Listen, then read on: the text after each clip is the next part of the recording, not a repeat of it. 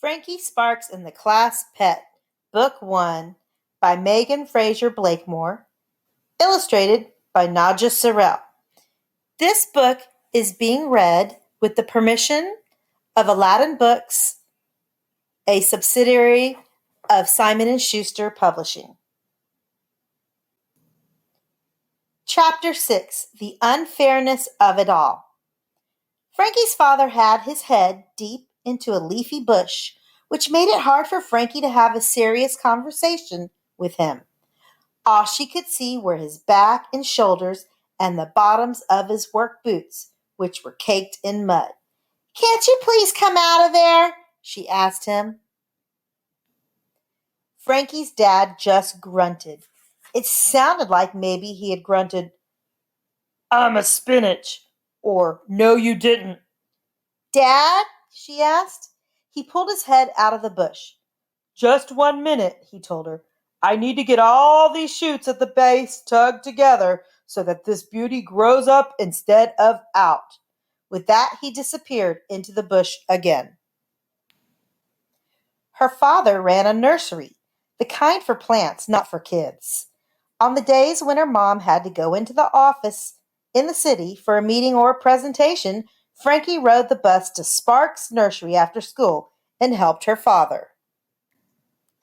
She liked some of the jobs, like watering plants or picking the old dead buds off the rhododendrons, but other parts were less fun, like how her dad never had any good snacks, only beef jerky, which Frankie thought tasted like the tongue of an old man's shoe.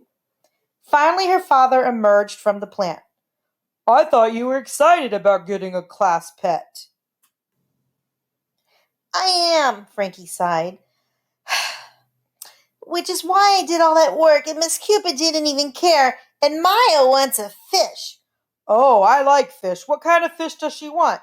Did you know that there are fish that work in aquaponics? You grow a little plant on top of the fish tank.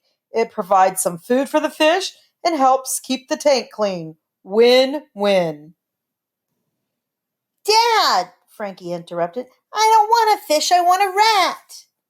"That does seem to be a problem." He put his hands on his knees. "Well, it wouldn't be a problem if Miss Cupid would just act the way a teacher's supposed to act. I read through almost all the book that Aunt Gina gave me, and I looked up the hard words and everything, and Miss Cupid didn't even look at my notes. And she definitely didn't let me make my argument to the class. I have a very good argument." "I'm sure you do. I bet that's very upsetting." He scratched his beard. "No one else really cares, not enough to even find out the most basic details about the animals. Maya doesn't even know what kind of fish she wants." Her father held up both his hands, which were brown with dirt. "Wait, are we mad at Miss Cupid or at Maya?" "I'm mad about the unfairness of it all," Frankie declared, throwing up her own hands. "I see," he said. He had deep brown eyes that Frankie thought looked like chocolate pudding, and when he looked right at her, it usually made her feel better. This time, even chocolate pudding eyes didn't seem to help. "When I'm feeling frustrated, I dig into my work." Frankie tried not to smile at his pun. She was feeling good and angry, and sometimes when she was feeling good and angry, she didn't want to let that feeling go. "You've been thinking about this problem for a while now, Frankie," her dad said. "Maybe you should think about something else." "Like what?" she demanded. Frankie's dad frowned, and Frankie knew that there was going to be a talking to. "It seems like you're in a mood. Go for a walk," he suggested. "Go for a run. Go move the terracotta pots around. Get it all out of you, and then maybe we can talk." Frankie knew in a deep, deep part of her that her dad was probably right. She was mad and she should go do something else. Instead, she stood up from the bucket she'd been perched on and walked off in a huff. There was a certain satisfaction in walking off in a huff, and she was pretty good at it. She gave a loud sigh and stomped her feet so they made thud, thud, thud sounds as she marched away. But then she was all alone. She was still angry, but she had no one to be angry with or angry at. She marched back and forth down the aisles of the nursery, staring at her feet and her scuffed sneakers instead of at the plants or where she was going, which was how she almost marched right into Ravi and his mother.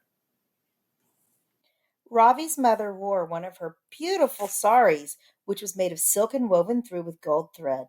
Frankie jammed her hands into her pockets to keep from touching it. Hi, Frankie, Ravi greeted her. He smiled, but Frankie was in such a sour mood that the smile seemed like he was making fun of her anger. Hey, she replied. Hello, Frankie, Miss Reddy said.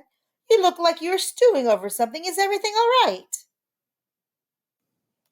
I think she listened for at least 10 seconds, Ravi said.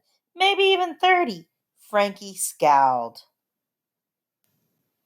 How'd you know all that? Frankie asked him.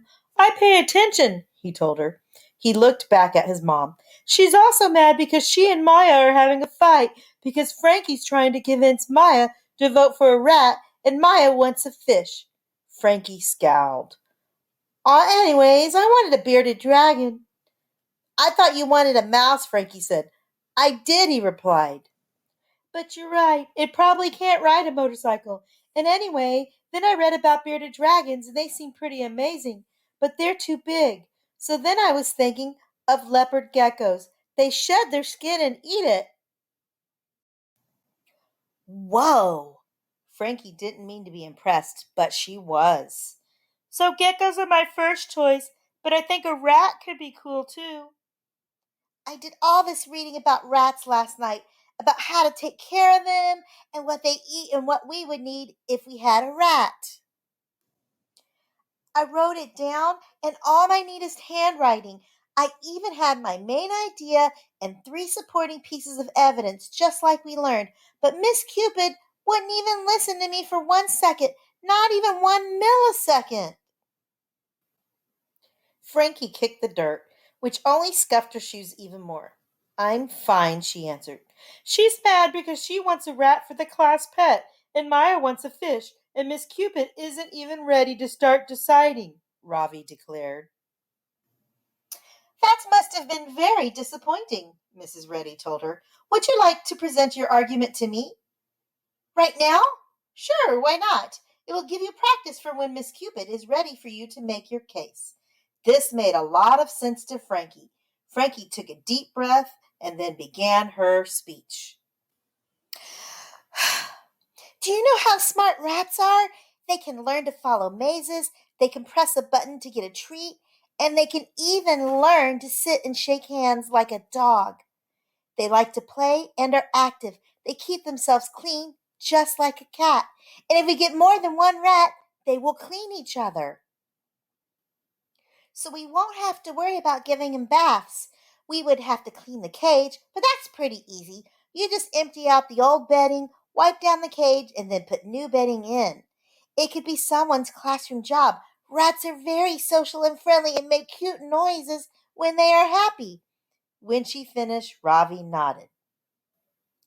Okay, I think you have me convinced to be on Team Rat. Really? She asked. Sure, but there's one big problem, Frankie. If it has to be fed every day, Miss Cupid won't consider it. You know the guidelines. I guess it's back to the gecko for me. Do you think we could get a piranha? She never said no carnivores. I'm pretty sure piranhas aren't allowed in school. You're probably right. Maybe I'll just go along with Luke and the hermit crab. Unless, of course, you know of some rodent that can feed itself. Ravi laughed at his joke, and his mom tisk-tissed him. Frankie, though, leaped toward him, clapping her hands. Ravi, she cried, you are a genius! Ravi hadn't realized it, but he had given Frankie the best idea ever. Now she knew exactly what she had to do.